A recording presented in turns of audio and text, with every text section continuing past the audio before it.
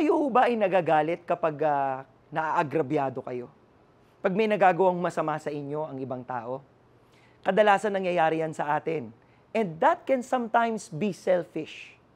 Pero meron din tayong alam ng mga pagkakataon kung saan mahal natin ang isang tao, pero dahil gusto nating mapabuti siya, nagagalit tayo kapag gumagawa siya ng mali. Naiinis tayo kasi gusto natin maitama siya. Yan po ang maiintindihan natin sa mensaheng ito pag pinag-usapan natin ang wrath of God. Ano nga ba ang ibig sabihin kapag pinag-usapan natin ang galit ng Panginoon? Nasa tama pa rin ba ito? At paano tayo babaguhin ito? Panoorin po natin ang video na ito.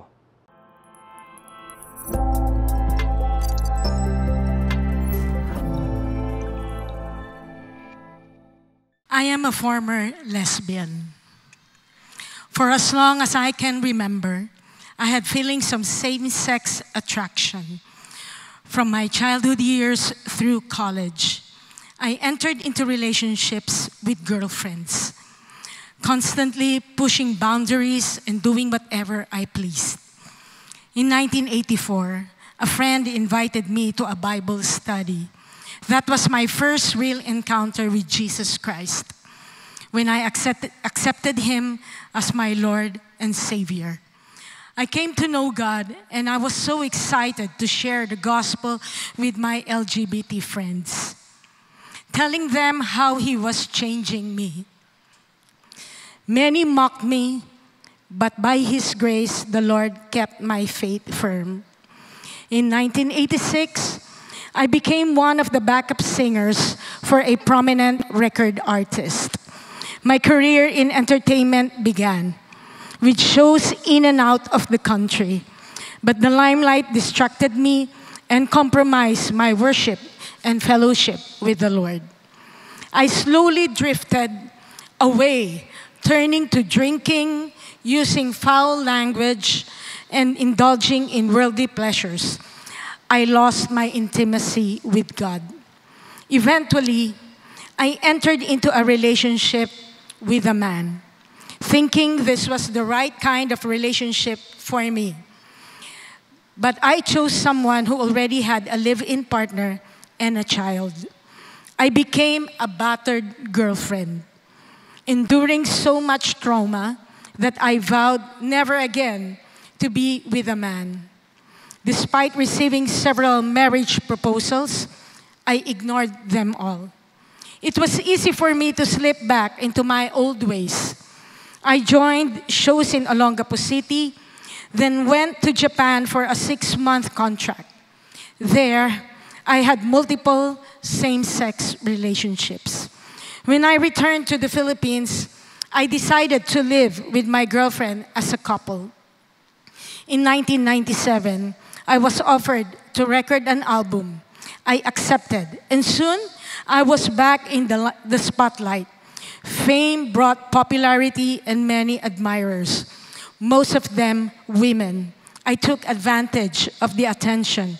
At that time, aside from my live-in partner, I had 2 other girlfriends, though I eventually chose to settle with one.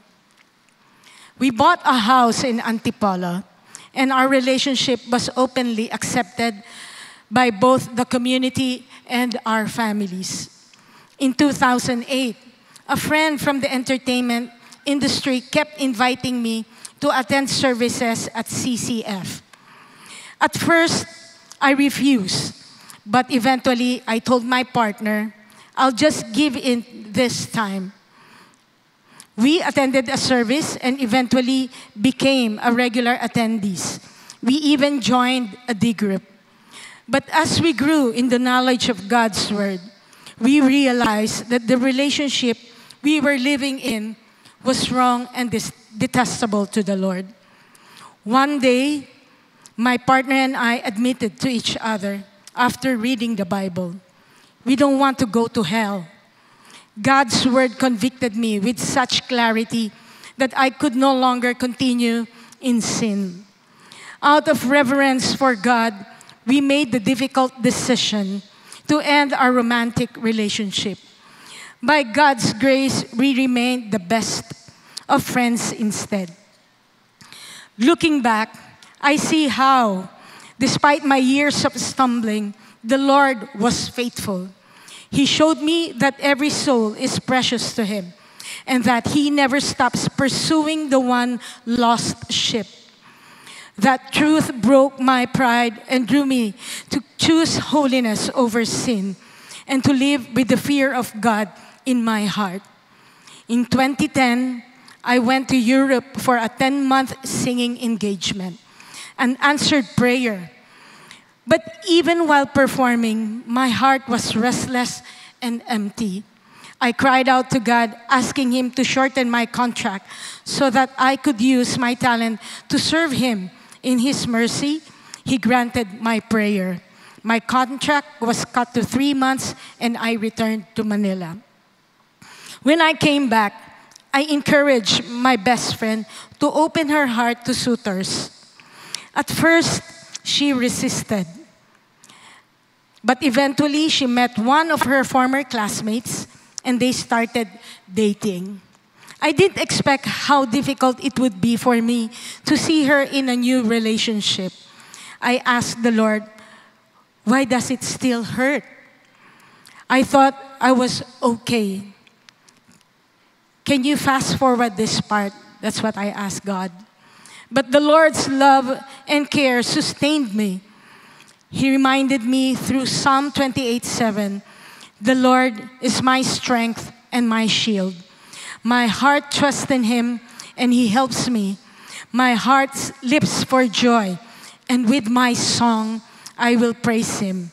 By His strength, I was able to overcome. In December 2011, my partner turned best friend of 15 years finally got married.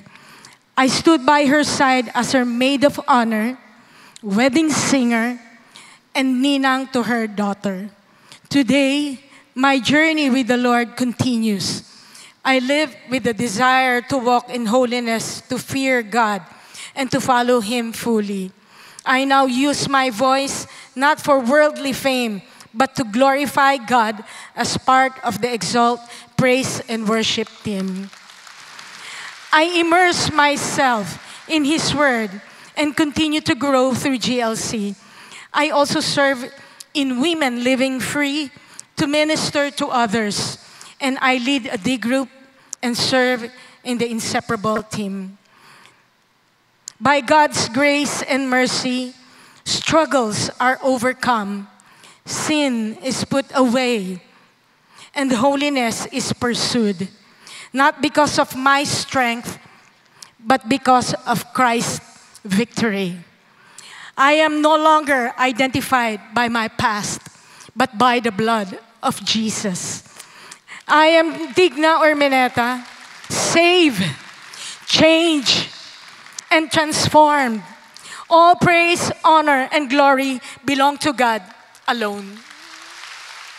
Last week po, pinag-usapan natin kasama si Pastor Bong yung series natin na Knowing God, a series on the attributes of God. At inumpisahan po niya tayong pag-usapan yung holiness of God.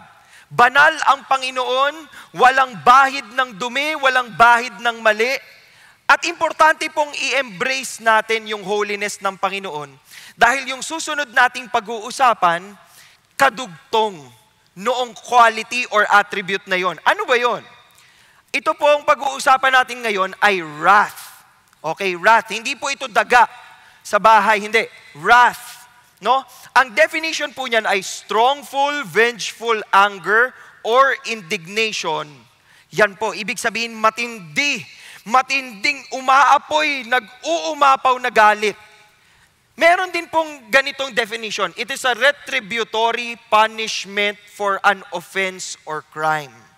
Para ho maintindihan natin kung anong ibig sabihin ng wrath. Kasi baka mamaya mainit ulo mo tapos sabi mo, okay naman pala tong wrath.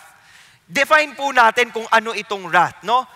Pag-usapan natin to. Pag kayo nakarinig ng balita na humingi ng budget para sa baha.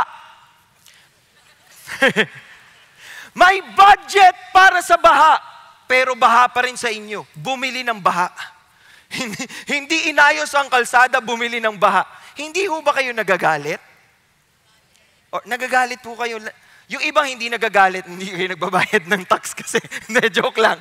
Pero yung mga nagagalit po, nasa tama ba yung galit ninyo? Parang parang hindi kayo sure. Siyempre nasa tama po. Pag mali, hindi pinapalakpakan ng mali. Kung mali yun, ay wag mo ibulsa yan. Ganun dapat, di ba? So, baka magalit sila sa akin. Korupsyon, nagagalit tayo. Ano pa? Recently po, ayoko na lang magsabi kasi baka mamaya sabihin nyo, ang dami kong alam sa social media. May balita tayo, yung artista nag-open up sa vlog. Kinwento. Sinasagot nyo naman, ano yan? Yung mga nagchichikat-ikat, si ano to? Sila. Alam agad? Hindi, anong punto? Nagkikwento, inabuso, minaltrato ng foster parent. Galit na galit tayong lahat. Akala mo kapatid natin siya di ba? Talagang galit na, i-share ko nga to, tapos may gigil pa kayo pag nag-type kayo sa di ba? Bakit kayo nagagalit? Nagagalit kayo kasi may nang-abuso. May nagsamantala. At alam nating lahat, mali iyon. Tama ba? Di ba? Dito lahat kayo makaka-relate. Eto na. Nagagalit tayo kapag tayo'y nakakuha ng mga blind item na may nag-cheat. Di ba? Si ay jowa ni ganito, pero nangaliwa siya. Galit na galit tayong lahat. Akala mo, kasali tayo sa relasyon nila. Kung makapag-status tayo sa Facebook, di ba? Parang may ambag tayo sa kwento nila. Pero bakit tayo nagagalit? Ba't umiinit ang ulo natin sa mga ganitong bagay? Kasi mali. Galit tayo sa mali. Hindi sinusuportahan ang mali. Kahit gaano ka pa kamali. Tingnan niyo po, yung mga kakilala po ninyong hindi naman sumusunod sa Diyos, nagagalit pa rin sa mali. Tama? Tingnan niyo po yung katabi ninyo. Nagagalit po ba yan sa mali? Pag hindi po, tanungin niyo kung bakit siya nagsisimba ngayon. Di ba? Lahat tayo normal yan Ang definition po ng wrath, sabi po ni David Schrock, God's wrath in perfect harmony with all of His divine attributes. Ibig sabihin, yung galit o puot ng Panginoon kasama ng lahat ng mga perpektong characteristics niya, katulad ng kanyang pagmamahal, kanyang kabanalan, kabutihan, grasya, etc., etc., is the holy action of retributive justice towards persons whose actions deserve eternal condemnation. Pag pinag-usapan natin ang wrath of God o galit ng Diyos, ito pong galit ng Diyos, hindi katulad ng galit ng ating mga magulang.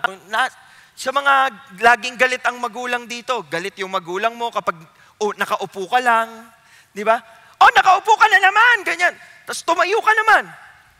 Tayo-tayo ka lang dyan. Ano kayang gagawin? Higa kaya ako? Ay nako, higa ng higa. Anong gusto mong gawin ko? Tatambling na lang. Di ba? Yung iba po sa atin, laging mainit ang ulo Pero yung galit ng Panginoon, directed towards those who deserve eternal condemnation. Bakit? Kasi hindi sila sumusunod. Kaya okay lang magalit kung nagagalit tayo sa tama. Kumbaga nasa tamang lugar tayo. Hindi pwedeng lagi ka lang galit. Dapat alam mo kung bakit ka nagagalit, anong dahilan nun, anong gusto mong mangyari, anong gusto mong magbago. So ito po ang pag-uusapan natin. Mayroon pong preacher, ang pangalan po ay Jonathan Edwards. Ito po, pinreach po niya ang message niya ay sinners in the hands of an angry God. Ano po si Jonathan Edwards, isa po yan sa mga favorite na preachers ko, pero hindi ko siya narinig kasi wala pang recording nung panahon niya. So ang meron lang po ay mga sulat niya. Nag-preach po siya ng mensaheng yan doon sa kanyang church sa Northampton. Tapos pagkatapos ng ilang panahon, dinala niya yung mensaheng yon sa ibang lugar. Yung lugar na pinuntahan po niya, ayaw makinig ng mga tao sa mga pastor. So masyadong magulo. At sa gulo po nung city na yon, nung nag-preach siya doon, ito yung pinreach niya, sinners in the hands of an angry God, hindi niya natapos yung preaching niya. Gusto niyo ba yon? Hindi natin to matatapos. Kasi aabutin tayo ng midnight. Hindi, joke lang. Hindi natin, gusto niyo ba yun? Alam niyo kung ba't hindi natapos yung preaching niya? Kasi po yung mga taong nakikinig, nagsimulang ngumawa. Nag-iiyakan. Takot na takot sa galit ng Panginoon. So much so, na yung nagpipreach, si Jonathan Edwards, kinailangan niyang tumigil, at yung mga pastor ay bumaba sa mga tao at pinagdasal sila. Nung araw na yon, July 8, ang taon po ay July 8, 1741. Yung city na yon ay naging believers. Naging mga Kristiyano. Sinuko ang kanilang mga kasalanan at ginustong magbagong buhay sa takot nila sa Diyos. Pakitanong ang katabi, may takot ka ba sa Diyos? Pakisagot po ang katabi, syempre. Dapat meron. Di ba? Sabi po ni R.C. Sproul, tingnan po natin to ha, the most serious problem of people have with God is not that they do not know Him, but they distort Him. Totoo ba to? Hindi naman issue sa atin na kilala mo ba si God? Kinikilala mo ba si God? Hindi naman yun yung issue eh. Ang issue, pinipilit natin si God sa gusto natin. Ayaw nating sumunod dun sa mga sinasabi niyang bawal, pero gusto natin yung version natin ng God. Yan ay mali. Kasama sa ating ina-appreciate about God, about the attributes of God, His holiness, His love, His grace, etc., etc., kalakip nun, meron siyang matinding puot laban sa kasalanan. At dapat nagigising tayo sa katotohanan ito. Ang mensahe natin, God's wrath, be aware and repent. Ang wrath po ng Panginoon ay dinidescribe sa Bible 600 times. Sa scripture po, ganong karaming beses pinag-uusapan, 600 times. Ano ba ang God's wrath? Gaano ba ito kaiba sa galit ng tao? Tingnan po ninyo. Ang wrath po ng Panginoon is holy, banal, just, may hustisya, di ba? Nasa tamang lugar. Righteous anger towards sin and evil. Hindi siya galit sa iyo. Galit siya sa ginagawa mo. Di ba? Hindi galit si Lord sa pagmumukha mo. Hindi siya katulad natin. Di ba? Pag tao, itabi mo yung pagmumukha mo ha. Di ba? Ganyan tayo. Ito po si Lord, nagagalit siya sa ugali natin, sa pinapakita natin, sa sinasabi natin, sa kung anong dinadala nating halimbawa. Doon siya nagagalit. It is His settled opposition to everything contrary to His holiness and love. Mantakin po ninyo, hindi pwede siyang Diyos, tapos wala siyang pake kung nagkakasala ka lang. Tama? Hindi po katulad ng, ganito lang ang gusto kong buhay eh. Let it be, let it be. Di ba? Hindi pwedeng ganon. Ako nga ang Diyos eh, dapat akong nasusunod. So nagagalit siya pag hindi ka nasunod. It is not a temper tantrum nor irrational rage like human anger. Sabi po ni Arthur Pink, God's wrath is a perfection of His character. Kadalasan po, ang tingin natin sa galit, ito mainitin ang ulo nito. Negatibo, di ba?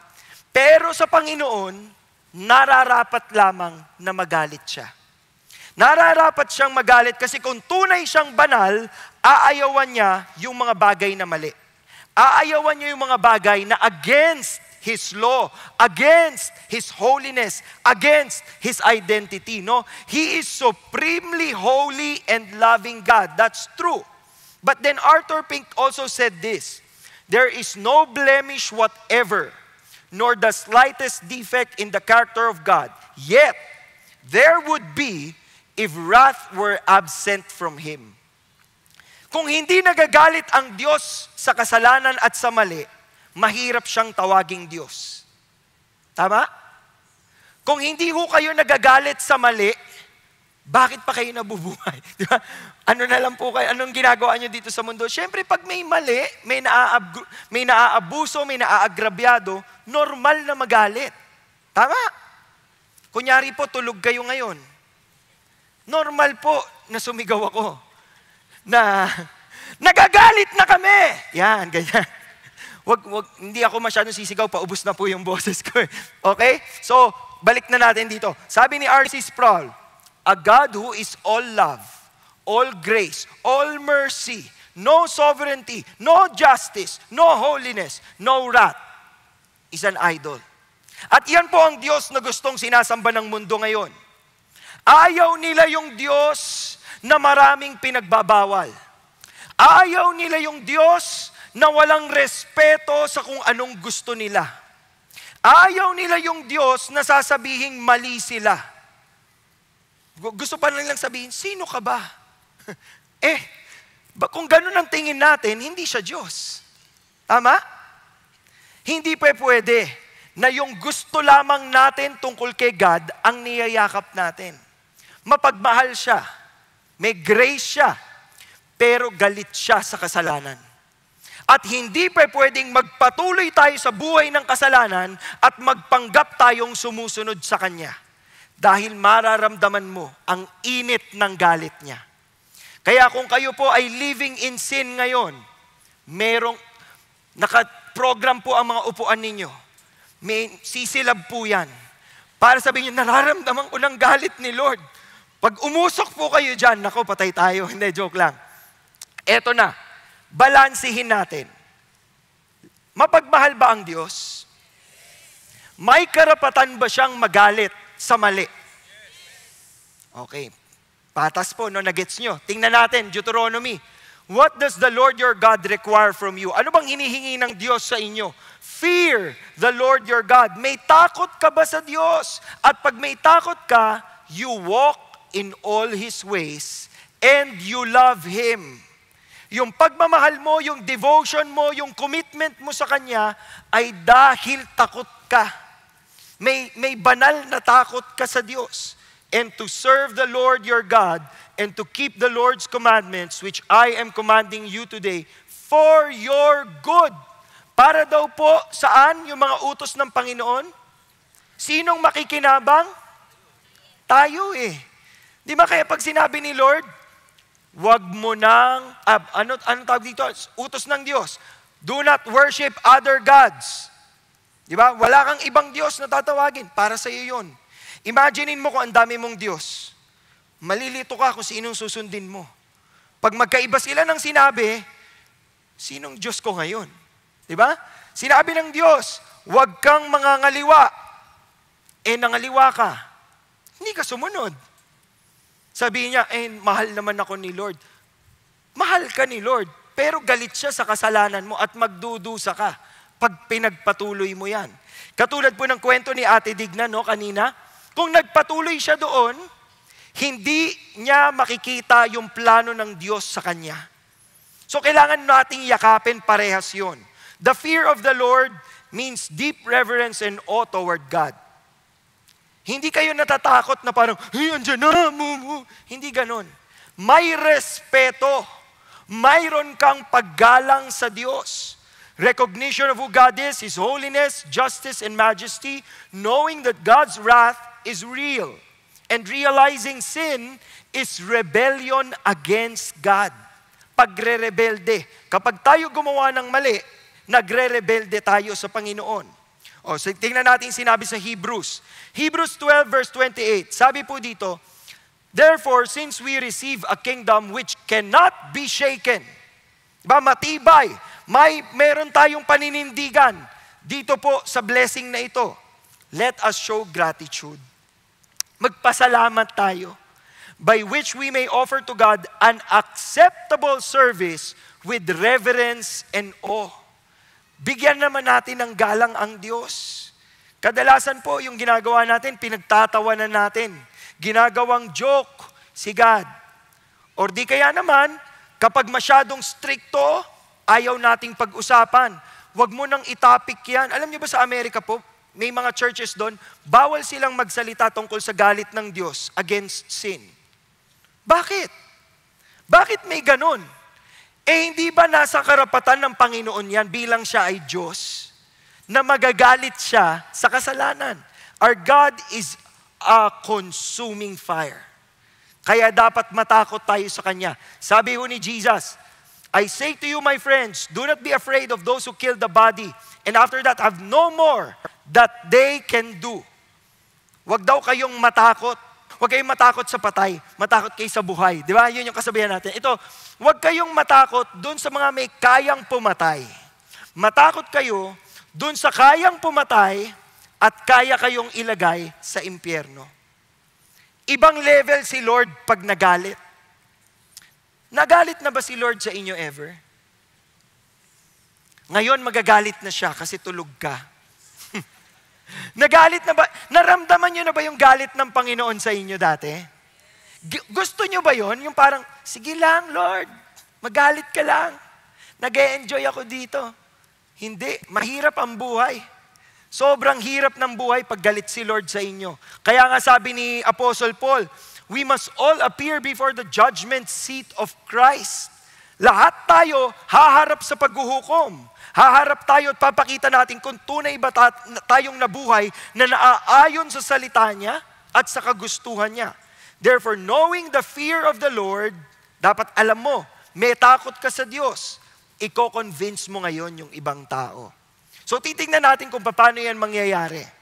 Ito po ang ating mga punto ngayong araw na ito. 3 R's. Una, God's wrath is righteous. Nasa tama. Pangalawa, it is reserved for the ungodly. At pangatlo, it is redemptive. So, umpisahan po natin. God's wrath is righteous. Paano naging righteous ang galit ng Panginoon? Romans 1:18-19. The wrath of God is revealed from heaven against all ungodliness and unrighteousness of men who suppress the truth in unrighteousness. Nagagalit ang Diyos kapag binabaluktot mo ang tama. Nagagalit ang Diyos kapag anti-God ka. Di ba? Nagagalit ang Diyos kapag hindi mo sinusunod yung inuutos niya. Nagagalit ang Diyos kapag hindi ka nasunod sa salita niya. Bakit? Because that which is known about God is evident within them, sa mga tao. For God made it evident to them. Alam niyo bang walang takas ang kahit sinong tao? Pinanganak tayo, alam natin ang tama't mali. Pinanganak tayong alam natin na wag nating susuwayin ang mga magulang natin. Alam natin na kapag nakanood tayo ng TV, may krimen, ang sama naman yan. Kahit hindi naman sa atin nangyari yun. Di ba? Alam natin yan. Sinabi yan sa Scripture. Ngayon, verse 20. For since the creation of the world, His invisible attributes, yung mga characteristics ng Panginoon, eternal power and divine nature, have been clearly seen, being understood through what has been made, so that they are without excuse. Wala pong makakatakas. Kahit po sino sa atin, hindi natin madi-deny yung kabutihan ng Panginoon, yung character ng Panginoon, yung grace ng Panginoon. Itong problema, verse 21, even though they knew God, alam nila, kilala nila ang Diyos, they did not honor Him as God or give thanks. Anong ibig sabihin nun? Wala silang paggalang. But they became futile in their speculations, and their foolish heart was darkened. Kaya nga po ayaw natin ng foolish heart. Kinakantahan pa natin, foolish heart, hear me. Oh, kakanta agad oh. Foolish heart was darkened. Ibig sabihin, ang labo na tuloy natin. Kasi hindi tayo sumusunod eh. Professing to be wise, they became fools. Kalokohan. Kamangmangan. Diba? Yun po yung ibig sabihin nun eh. Kapag hindi tayo sumunod sa Panginoon, pag hindi natin siya isinabuhay yung kanyang salita, pinipili natin yung kasamaan. Pinipili natin yung kaaway. So, saan po kayo kakampi? Mabuti o masama? Saan po kayo kakampi? Sa Diyos o sa kaaway? Yun. Christian talaga. Medyo sa taas po, hindi ko masyado naririnig ha. Nalilito na po kayo. Hindi, joke lang. Malayo kasi sila. Tingnan mo natin ang kwentong ito. Ang kwentong ito ay patungkol kay Noe. Si Noah. Genesis 6. Then the Lord saw that the wickedness of man was great on the earth, and that every intent of the thoughts of his heart was only evil continually. Nakikita, naoobserbahan ni Lord. Parang pasira na tong mga buhay ng mga tao. And then the Lord said this, I will blot out man whom I have created from the face of the land, from man to animals, to creeping things, to birds of the sky. Galit na galit siya. Actually, sa verse 6 po, tinanggal lang natin yung verse 6 dito. Sabi ng Panginoon, I am sorry. I am sorry. Joke lang. I am sorry that I have made them. Diba? Kung nagsisisi po ba kayo minsan? Sayang ginawa ko yun. Or sayang hindi ko siya sinagot. Joke lang. Or sayang hindi ako nag-enroll dito. Or sayang hindi ko ito ginawa. Ito, I regret that I made them. Ano ang gagawin ni Lord? Sisirain niya yung mundo. Tingnan niyo, 6 verse 12. God looked on the earth, and behold, it was corrupt, for all flesh hath corrupted their way upon the earth. Ang mga kurap po, hindi lang naman ngayon yan. Dati pa, panahon pa ni Noah, may kurap na. So, anong gagawin natin? Anong panira sa kurap? Baha. Di ba? O, ayan tuloy, nagkakagulo sila ngayon. Anong ginawa po ni Lord? Kinausap si Noah. The end of all flesh has come before me, for the earth is filled with violence because of them, and behold, I am about to destroy them with the earth. Sisirain niya. Damay-damay na to. Kasi puro kalokohan na yung mundo. Kaya lang, may exception. May exempted. Sino na-exempt dito sa quiz? Di ba? Exempted. May na-exempt. Sino na-exempt? Si Noah. Bakit? He found favor. He found grace in the eyes of the Lord.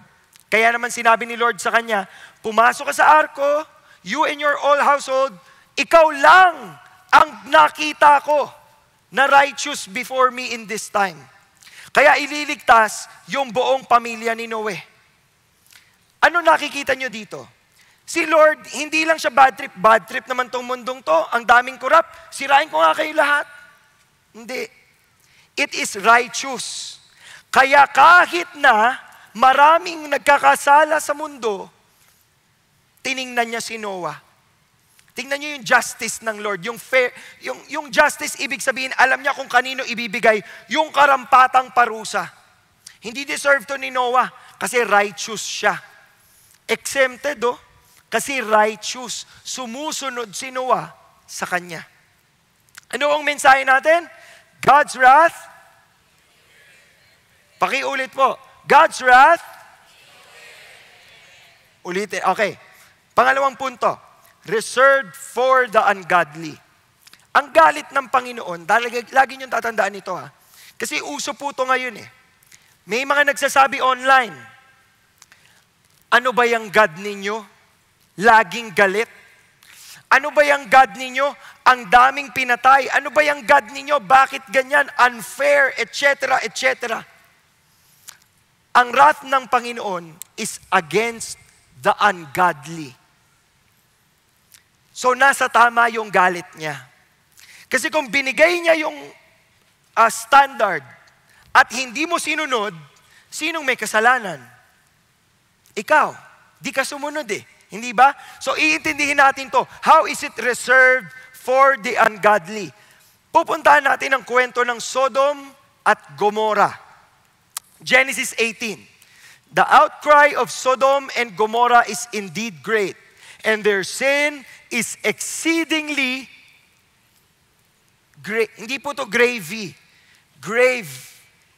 Ano yan? Sobrang grave. Yun ang ibig sabihin. Their sin is exceedingly grave. Sobra na. Tama na. Sobra na. Tapusin na. Yan. Pang nagwewelga eh. Sobra na eh.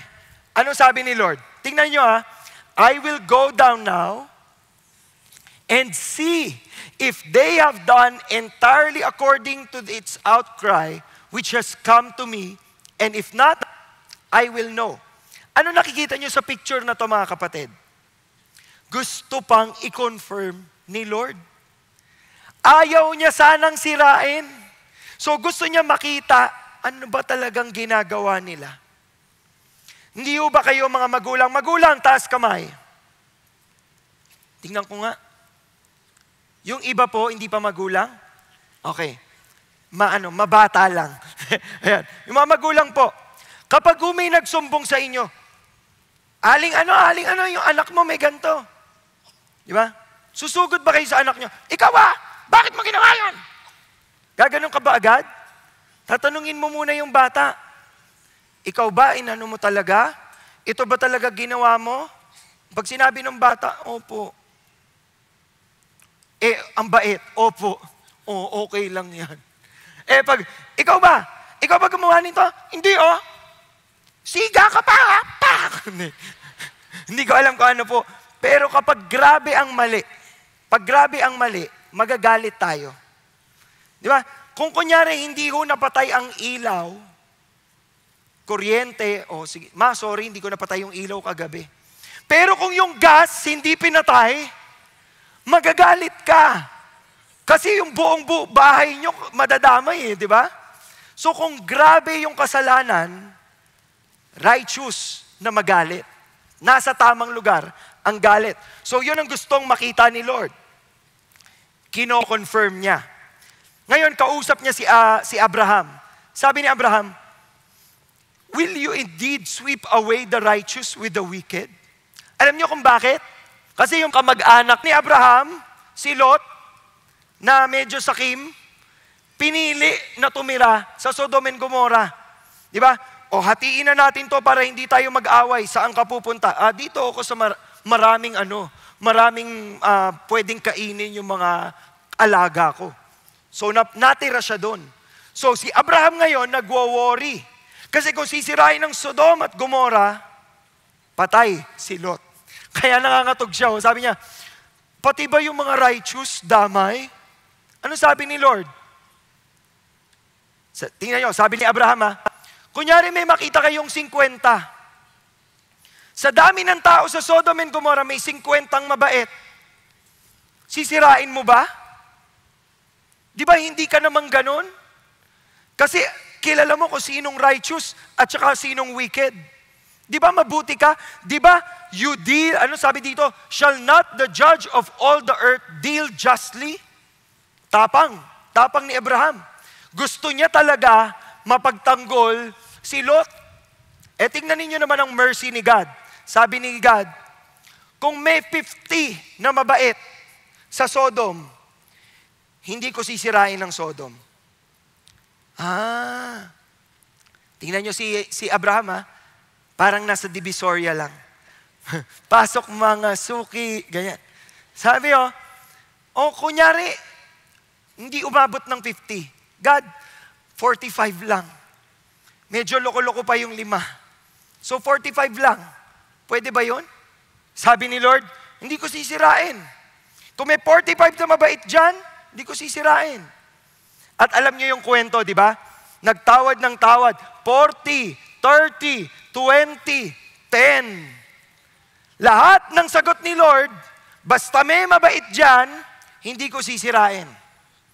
Hanggang 10, suppose 10 are found there, I will not destroy on account of the 10. This shows us that God's wrath is fair and just. Hindi siya wala lang na parang bad trip ako sa inyo, sisirain ko kayong lahat. Hindi siya ganun. Kita niya kung sino talagang nasunod. Kita niya ang puso ng tao. Kaya pag sinabi niyang sisirain ko itong buong bansang ito, yung buong bansang yun, against Him. Against His law, against His word. So tingnan po ninyo nangyari. Ano nangyari? Genesis 19:4-5. Eto na. Pumunta po ang mga angel ni Lord doon sa Sodom. Susuyurin pa nila. Titingnan pa nila kung sinong mabuti. No? Both young and old. Ayan, ito, nag-fast forward na po tayo. Si Lot, nakita na siya ng mga anghel sa lupa. Anghel sa lupa. Ayan. Nakita na siya. Sabi niya, tuloy ka muna sa amin. Dito muna kayo sa bahay namin. Sabi ng mga anghel, hindi. Dito lang kami sa labas. Mag-o-observe lang kami dito. Sabi ni Lot, hindi, wag kayo dito sa labas. Dito kayo sa loob ng bahay. And so, before they lay down, the men of the city, the men of Sodom, ito po ay mga lalaki. Surrounded the house, both young and old, all the people from every quarter, and they called to Lot and said to him, nasa na yung mga lalaking bisita mo? Ilabas mo sila, that we may have relations with them. Gusto kong makipagsiping ng mga tao ng Sodom doon sa mga guests ni Lot. Ganon sila kababoy. Ganon sila kaligaw. Hindi nila alam kung anong ginagawa nila. Lumabas po si Lot. Sabi ni Lot, went out to them and shut the door behind him. Ibig sabihin po, gumanon siya.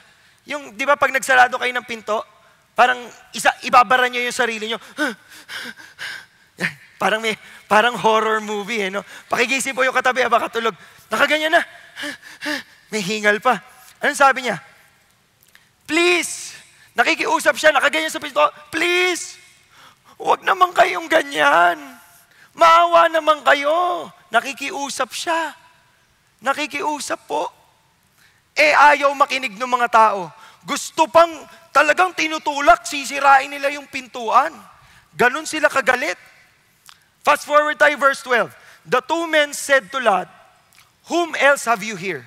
Sino pang kasama mo dito? A son-in-law, your sons, your daughters? Kung sino man kasama mo sa bahay na to, lumayas tayo. Aalis tayo sa bahay na to kasi sisirain namin ang lugar na to. Their outcry has become so great before the Lord that the Lord has sent us to destroy it.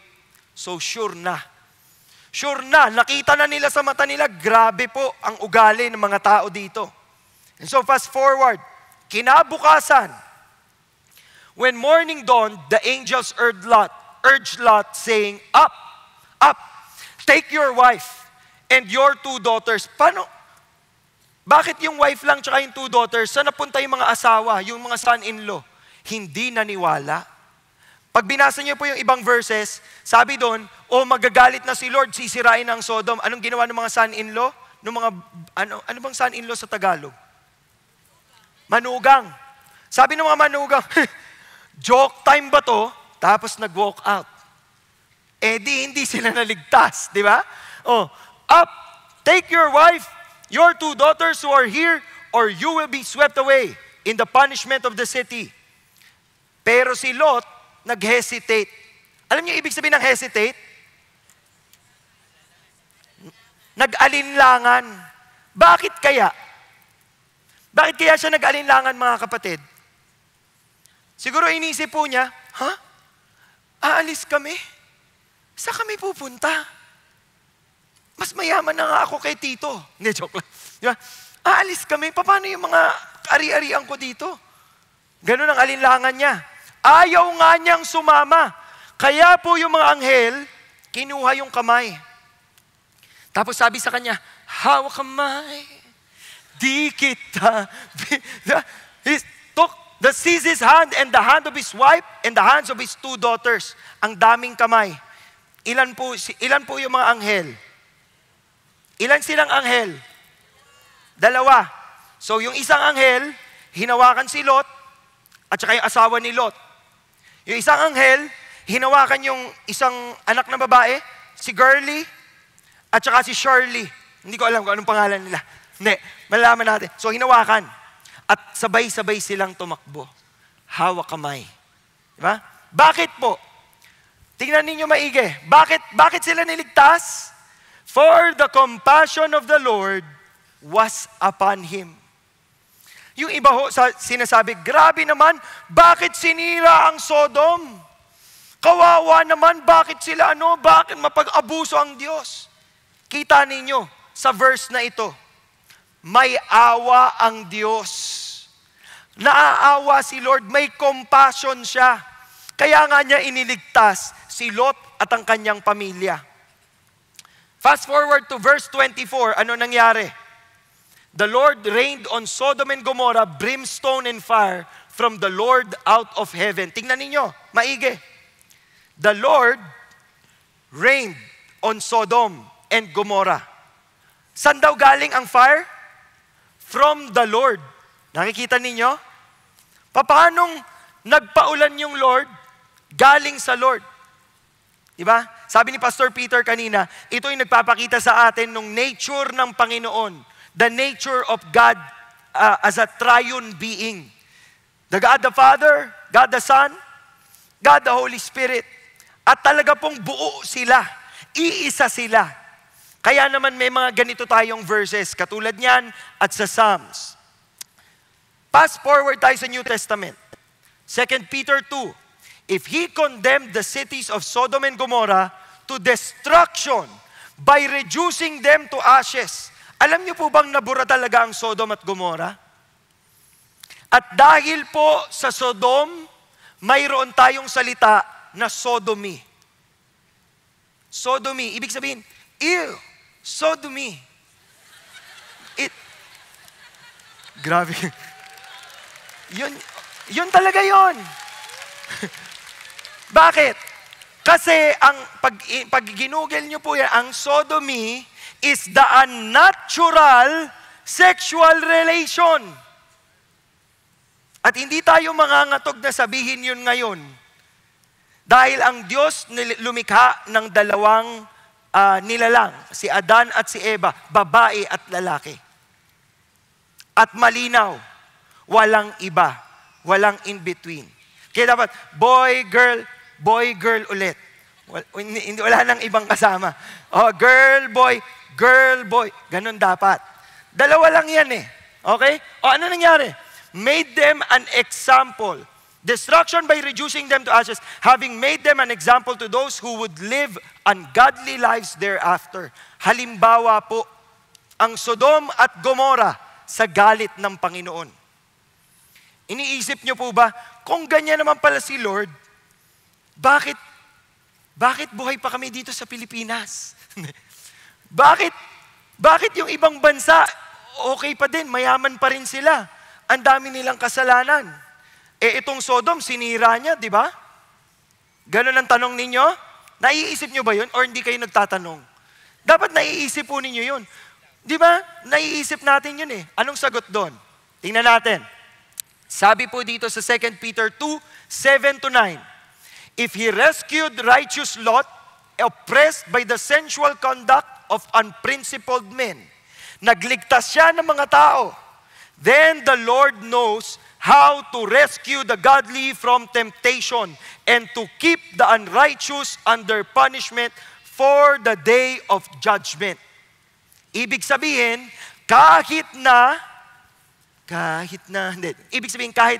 iniintay natin yung hustisya, alam ni Lord kung sinong ililigtas at sinong magdurusa. Pakitingnan po yung katabi. Maliligtas ba o magdudusa? Maliligtas. Di ba? Bakit confident tayong maliligtas? Bakit tayo confident na maliligtas? Kasi mahal natin si Lord at sumusunod tayo kay Lord.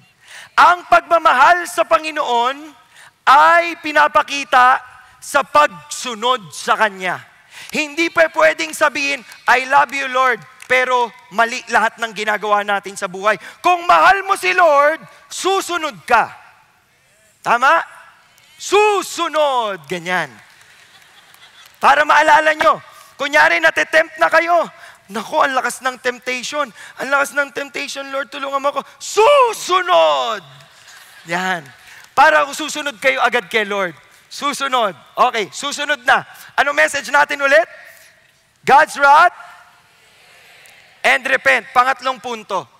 Hindi lamang po righteous, hindi lamang matindi ang galit ng Panginoon. It is also redemptive. Paano naging redemptive yung galit ng Panginoon? Hindi kasi siya impulsive eh. Yung iba ho sa atin nagagalit pag na bad trip. Naalala niyo yung kwento ko sa inyo? Naapakan ako dati sa MRT. Naalala niyo? Di ba? Naapakan ako sa MRT, tinulak ko. Malaki siya. Ginanong ko, siniko ko yun siya, no? Hinawakan ako sa ulo. Pinag-jombag akong ganyan, no? Mula Guadalupe hanggang Buendia, ang haba kaya nun. Tapos pag inisip ko, hindi na ako papalag. Bugbugin mo lang ako para ang akala ng mga tao, ikaw ang mali at ako ang tama. Kung kasakay ko kayo sa MRT, now you know. Ako ang mali doon. Redemptive tayo. Tingnan natin. Romans 15. Whatever was written in the earlier times was written for our instruction. Yung iba ho ayaw pang mag-aral ng Bible. Ayaw mag-aral ng Old Testament. Pag tinanong mo, bakit ayaw mo mag-aral ng Old Testament? Ay, kasi luma na yan. Old na eh. Hindi na yan patok ngayon. Hindi pa pwedeng hindi pag-aralan yung Old Testament. Ito po ay salita ng Diyos. Nung panahon po na sinusulat ang Romans at ang iba pang letters ni Paul, ang Biblia po ay Old Testament pa lamang. Naintindihan ninyo? Kasali sa pag-aaral natin itong mga kwento sa Old Testament. Dahil nare-reveal sa atin yung ibig sabihin niyan dito sa New Testament.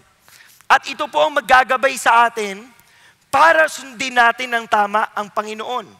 Through perseverance and the encouragement of Scriptures, we might have hope. Dito po sa Pasig, sinasabi namin, umaagos ang pag-asa. Di ba? Mga taga-Pasig, dapat pag Christian, lalo nang umaagos ang pag-asa. Bakit? Kasi nasa atin ang katotohanan at ginagabayan tayo ng Panginoon. Ang tanong, sumusunod ba tayo? Di ba?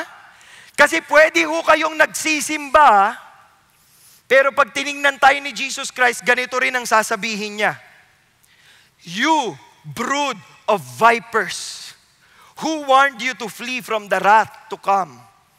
Sa Tagalog po, mas matindi to. Mga ahas kayo. Yan. Mga ahas. Ha? Bakit tinawag silang ahas? Di ba? Kasi nagpapanggap lamang sila at para makatakas doon sa wrath ng Panginoon, magkukunwari silang sumusunod kami, ginagawa namin to, nagpe-pray kami dito, every Sunday nag-a-accept ako kay Jesus, para sure na sure, di ba? Hindi ko alam kung ano pang niyayabang ng iba. Who told you to flee from the wrath to come? Kasi darating yung galit ng Panginoon at hindi nyo po gugustuhin, hindi natin gugustuhin na saluhin yung galit na yun. Sabi po ni Paul sa Ephesians, this you know with certainty that ito, ang standard, mga kapatid, gising-gising kayo dyan. No immoral, no impure person, covetous man, who is an idolater, has an inheritance in the kingdom of Christ and God. Wala. Kung kayo ho ay nabubuhay sa mali, hindi kayo kabilang doon sa pangako ng Panginoon, doon sa benepisyong pinapangako dito. Let no one deceive you with empty words. For because of these things, the wrath of God comes upon the sons of disobedience. Huwag kayong maniwala na okay lang yan.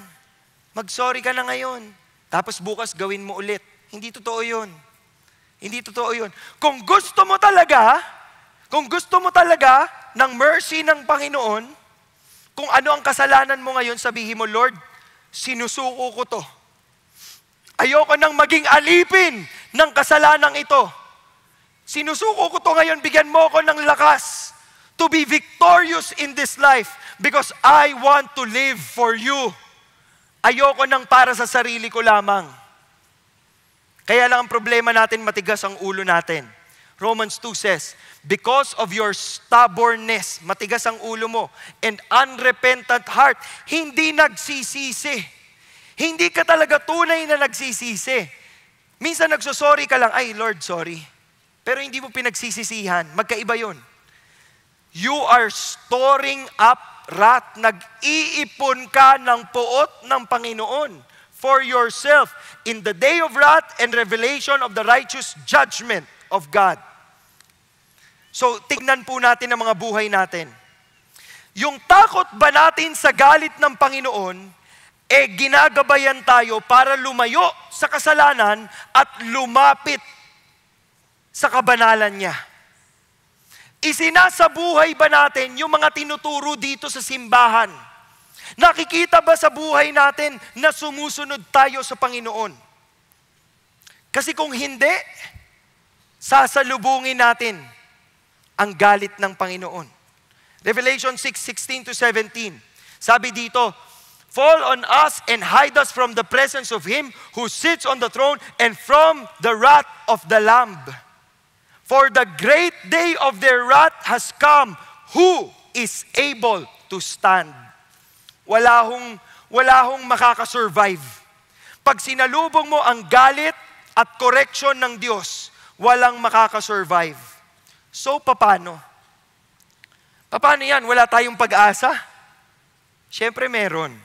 Sinulat po ni Apostle Paul sa 1 Thessalonians 1, wait for His Son from heaven, whom He raised from the dead. That is Jesus, who rescues us from the wrath to come. Lahat po tayo ay nagkasala, ilang beses nating tinanong yan, and to just confirm, how many of us have sinned against God? Raise your hand. Sige lang po, itaas. Kasi baka mali ako eh. Mukhang lahat naman po, no? Lahat. Thank you. Paano daw kayo makakaligtas? Be a member of CCF to rescue from the wrath to come? Hindi ho. Anong sabi? Magbigay ng ikapo para maligtas sa galit ng Diyos? Hindi rin yun sinabi. Ano ang sinasabi?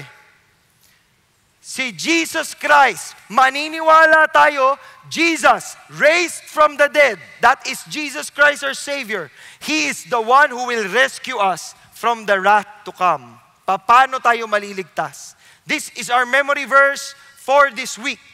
John 3:36. He who believes in the Son has eternal life. Kaya lang yung iba ho sa atin ang iniisip, bakit? Naniniwala naman ako Bakit? Naniniwala naman ako kay Jesus naniniwala ako. Pag Christmas nga, nagba-happy birthday pa ako kay Jesus Ganyan yung mga iisip ng ibang tao Pero ito pong believes ay malalim. Hindi lamang sa utak naniniwala. Believes is an intimate knowledge. Sobra niyong close. Gaano ka close, sir? Sobra niyong close. No? But he who does not obey the Son will not see life. Nakikita ninyo, believing compared to not obeying. Sa madaling salita, kung naniniwala ka, dapat nag-o-obey ka. Hindi pa pwedeng naniniwala ako kay Jesus, pero ayoko munang sumunod. Hindi pwede yun Dapat kung naniniwala ka, susunod ka. Naniniwala ka bang nanay mo yung nanay mo? Ba't di ka sumusunod? Ganyan. Mga nanay, ganun ang strategy. Pakitaan niyo ang birth certificate. Picture nung baby, anak kita. Naniniwala ka ba? Opo. Sumunod ka. Ganon. Di ba? Kasi kung naniniwala ka sa isang bagay, susunod ka. Naniniwala ba kayong makukulong kayo kapag gumawa kayo ng krimen? Gagawa pa ba kayo ng krimen?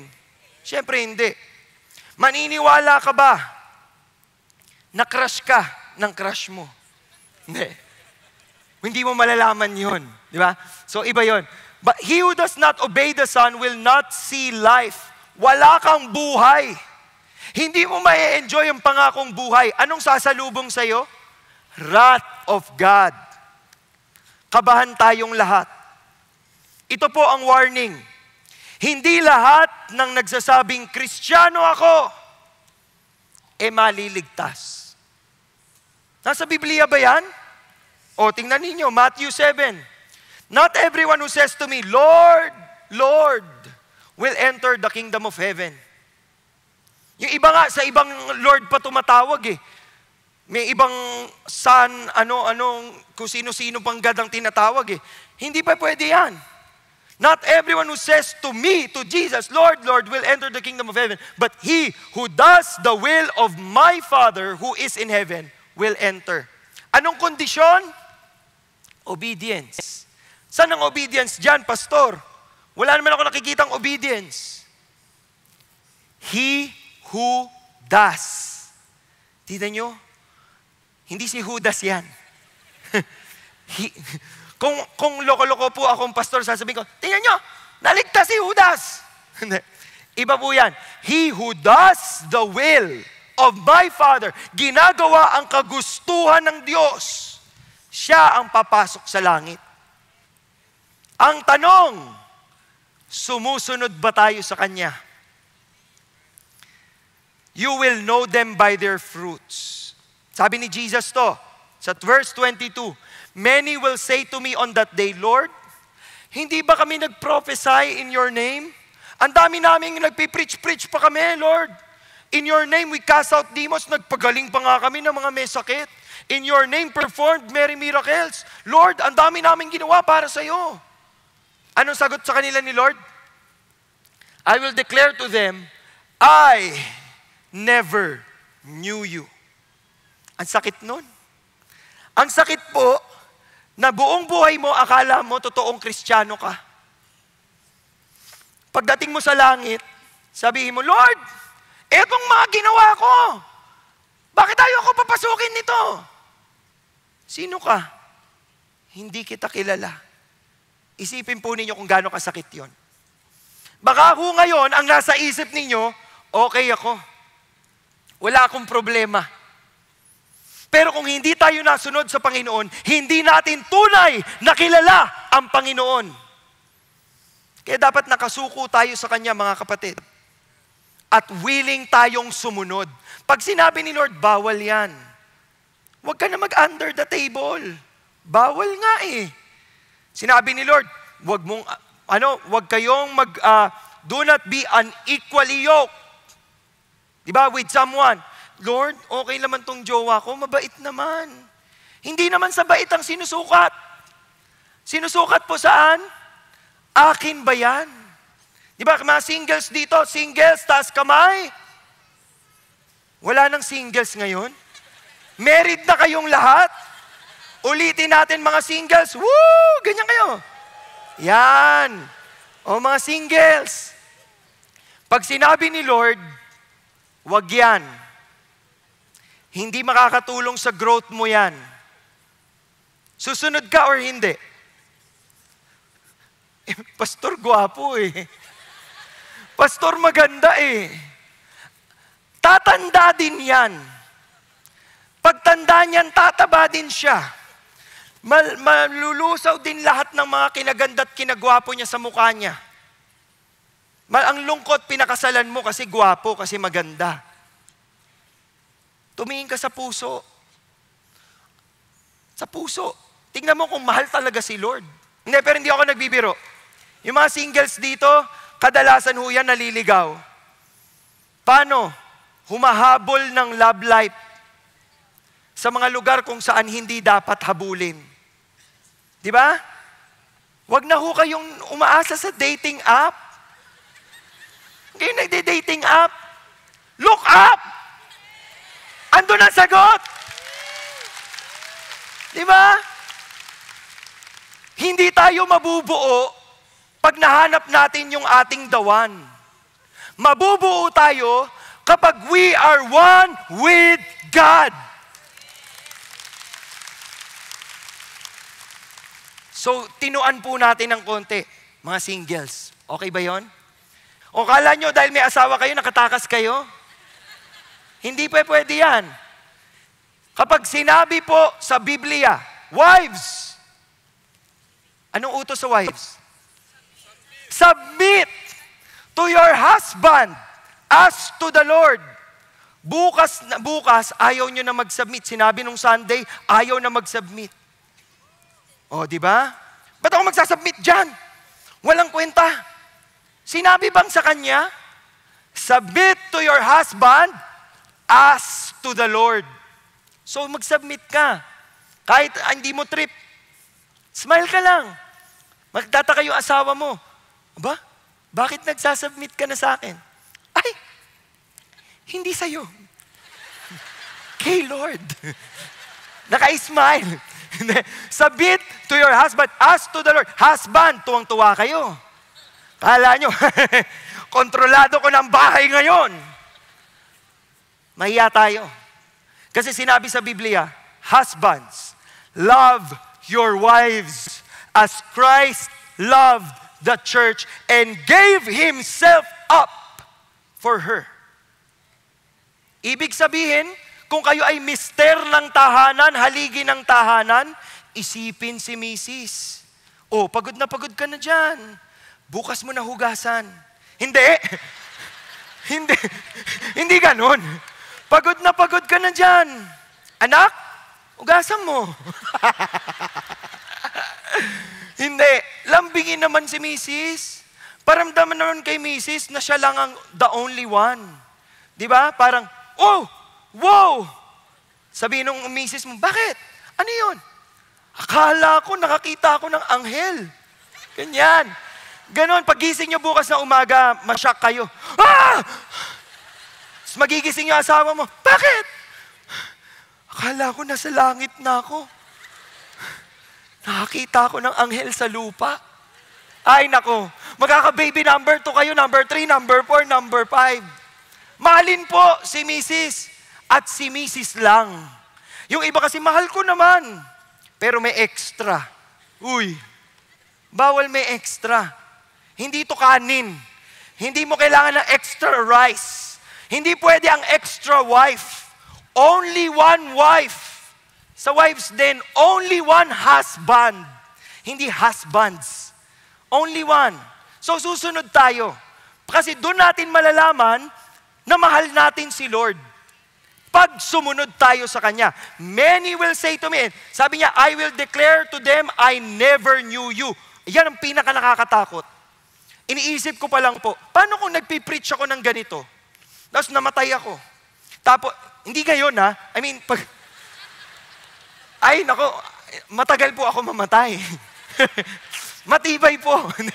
Di ba? Paano kung namatay ako, tapos pagdating ko ng langit, nag-e-expect ako. Bubuksan ko yung pintuan. Hindi ko alam kung may pintuan sa langit, pero tapos biglang nag-buzzer, ay, kamay kaya, excuse me, Pastor Paul, papasok lang ako. Ay, teka lang, tawagin ko lang si Lord. Punta si Lord. I never knew you. Depart from me, you who practice lawlessness. Isipin po ninyo mga kapatid, asadong-asado kayo. Sarap ng buhay sa langit. I'm ready. Pero hindi kayo nasunod kay Lord ngayon? Huwag kayong umasa na pagdating nyo ng langit, i-welcome niya kayo with open arms. Baka ho ang sumalubong sa inyo is, I never knew you. Depart from me, you who practice lawlessness. Matindi po ang galit ng Panginoon sa kasalanan. Kaya kung kayo'y nabubuhay bilang Kristiyano ngayon, lubayan nyo na po ang kasalanan. Bitiwan nyo na hanggat maaga pa. Huwag nyo pong hintayin na dumating ang galit ng Panginoon at salubungin tayo at pagsisisihan natin na hindi tayo sumunod kaagad. Pag sinabi ni Lord, stop, stop. Pag sinabi ni Lord, this is not allowed, this is not allowed. Sunod tayo kay Lord. Luke 16:24. Ito ay picture. Yung kwento ni Lazarus, parang kwento siya ni Jesus. Hindi ito si Lazarus na namatay. Kwento lamang siya. Namatay din po, no, si Lazarus. Dito sa kwentong ito. Pero itong rich man, hirap na hirap doon po sa kinalalagyan niya. Sabi niya, pwede ba? padala mo dito si Lazarus, isawsaw niya yung daliri niya sa tubig. Tapos tuluan lang niya ng konting tubig yung dila ko. Kasi ang sakit-sakit na. Dusang-dusa. Dusang-dusa po. Yan ang naghihintay sa atin. Kung hindi natin ibibigay ang ating buhay sa Panginoon. Kaya tanungin ang inyong sarili, do you really belong to Him? Ginigising tayo ni Apostle Paul. Do you think lightly of the riches of His kindness, tolerance, and patience? Maliit ba ang tingin mo sa kabutihan ng Panginoon? Hindi mo ba alam na yung kabutihan niya ngayon, hinahayaan ka niyang mabuhay pa, hinahayaan ka niyang yumaman ka pa, magkasweldo ka pa, magka-love life ka pa, hinahayaan ka niya ngayon para sana mag-repent ka. The kindness of God leads you to repentance. Huwag niyong maliitin ang awa ng Panginoon. Dahil pag binaliit niyo yan, sa kangkungan tayo pupulutin. Anong gagawin natin? Kung tayo ay believers and we belong to Jesus, we must continue perfecting holiness in the fear of God.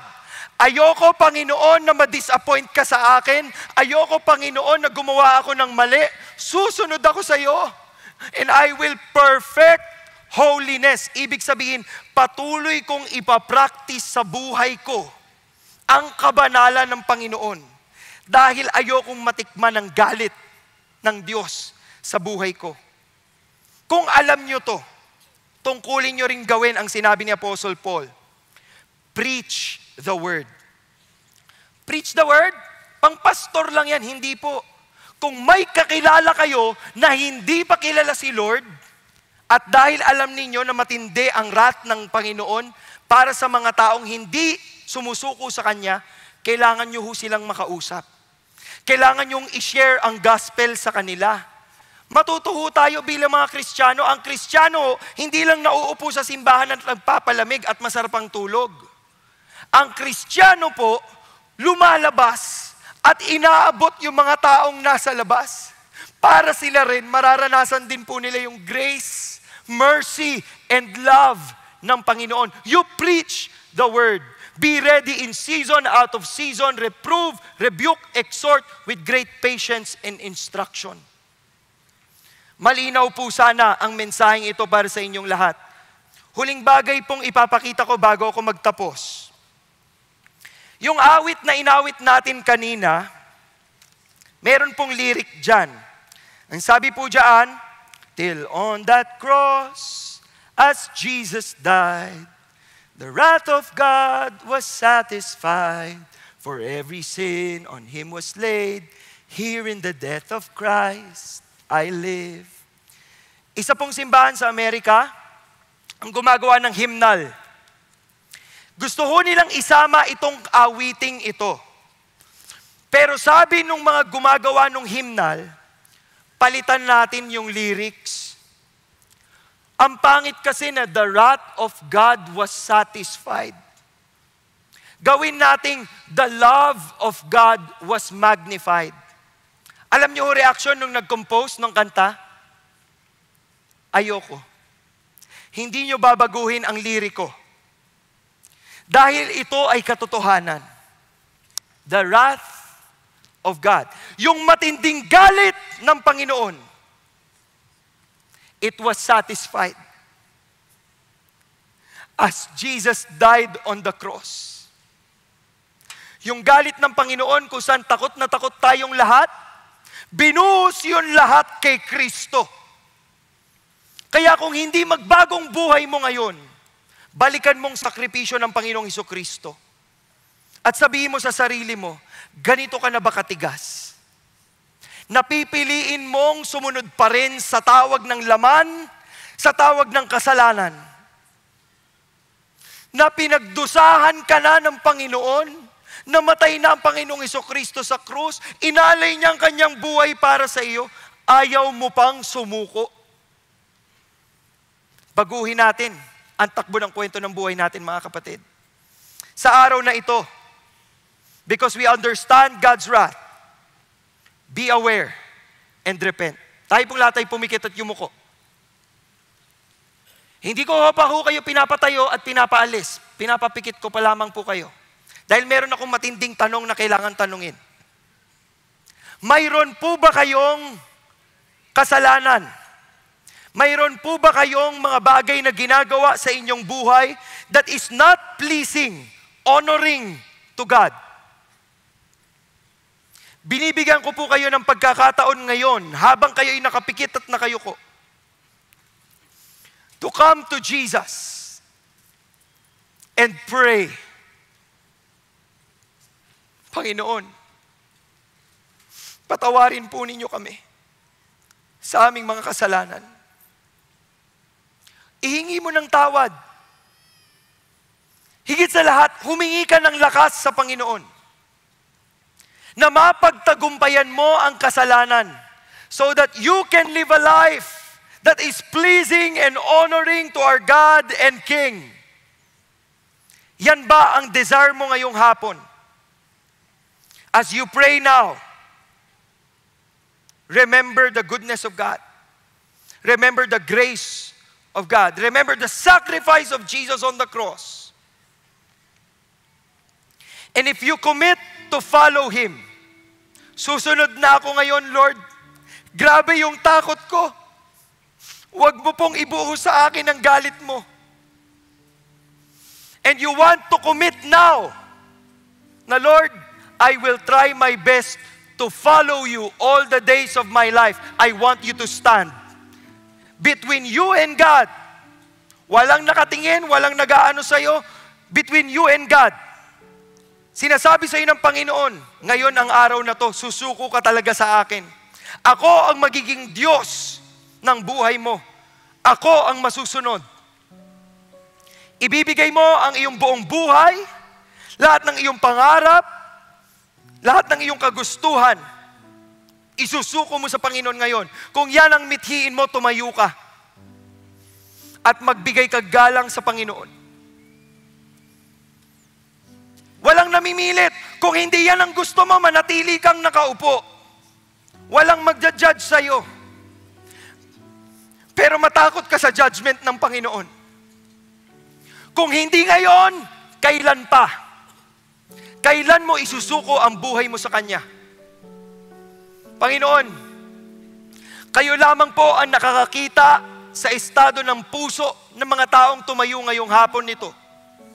Maging yung mga nanonood po sa amin ngayon sa live streaming, kung meron man po sa kanila, Lord, gustong sumuko. We acknowledge, Lord God, the greatness of your wrath. How dangerous you are. And Lord, today we ask for forgiveness. We ask that you cleanse us. Linisin mo kami from the inside out. At bigyan kami ng panibagong lakas para magpatuloy po sa buhay na ito. Na ikaw, tanging ikaw, O Diyos, ang nasusunod. We offer our lives to you. And we thank you for setting us free. Dahil kung tunay mong binigay ang buhay mo sa Panginoon ngayon, malaya ka and He deserves the glory. He deserves the honor. He deserves that you praise Him. So Jesus, this is what we will do. We will praise you and acknowledge you. Wala kaming kamalian sa buhay ngayon, hindi dahil perpekto kami, kundi dahil niredeem kami ng Panginoong Hesukristo. Malaya kami as long as we follow Jesus. This is our prayer in Jesus' name. Amen and amen.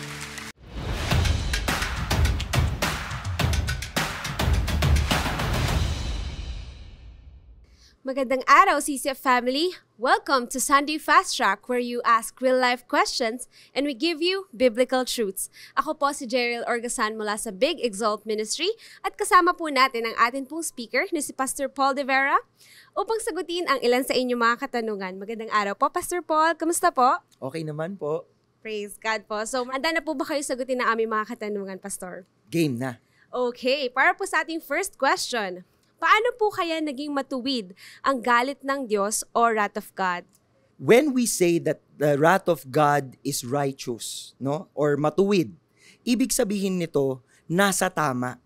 Ang wrath of God ay hindi katulad ng galit ng tao. Kadalasan yung galit ng tao wala sa lugar or punong-puno ng emosyon. Ang galit ng Panginoon po ay naaayon sa kung sino siya. And we discussed na God is holy. And so He sets the standard. At pag sinabi niyang He sets the standard, sinabi niyang bawal itong gawin. Halimbawa, bawal magsinungaling. Kasi He is truth. And He stands for truth. Diba? Bakit bawal tayong mang-abuso ng iba? Kasi He is kindness. Kumbaga, yung qualities ng Panginoon ang sinusundan natin. And because He is the standard, He has the right na kapag hindi tayo sumunod, magalit siya. Dahil hindi tayo naaayon doon sa disenyo niya. Thank you po. At para naman po sa ating pangalawang question, Pastor, may pag-asa po ba ang mga taong paulit-ulit sa kanilang kasalanan upang makaligtas sa galit ng Diyos? Alam naman po natin na ayaw naman po nating ma-experience yung wrath of God, di ba po? So, ayun po. Totoo na ayaw natin. At may mga tao ring totoo na kahit alam nila yung grace ng Panginoon, paulit-ulit pa rin sila doon sa kanilang ginagawa.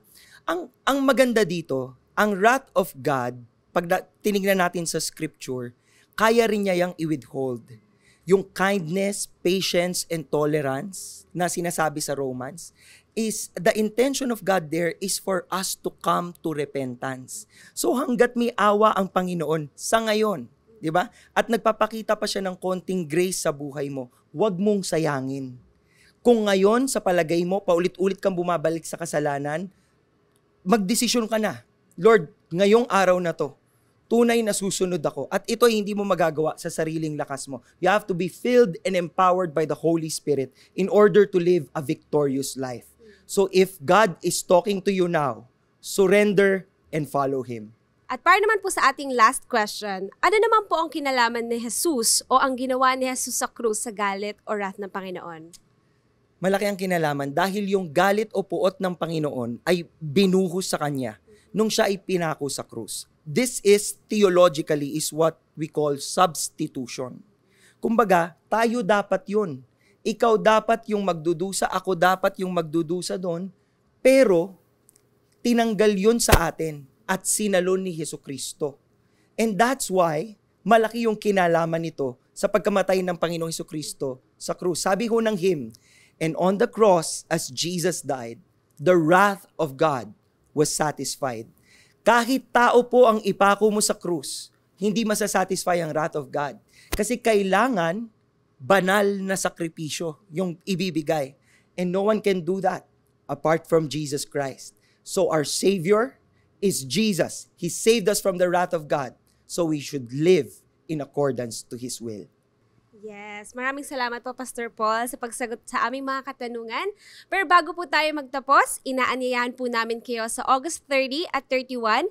Invite your family and friends at sama-sama po nating ipagdiriwang ang katapatan at kabutihan ng Panginoon sa CCF sa loob ng 41 taon. See you there!